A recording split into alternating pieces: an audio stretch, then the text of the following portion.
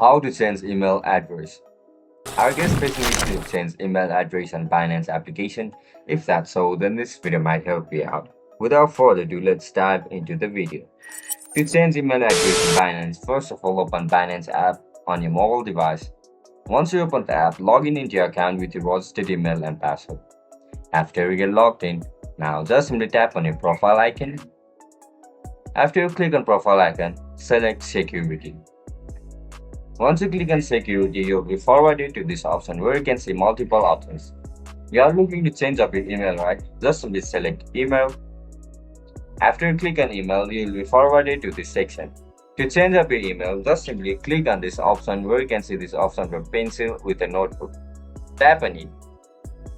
After you click on it, select tick all these boxes and click on continue. After you click on continue, you'll be able to add new email address.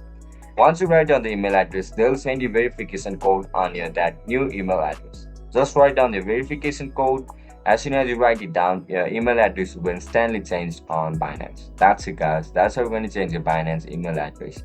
If you guys found this video helpful, don't forget to like, share, and subscribe to our channel. Bye bye.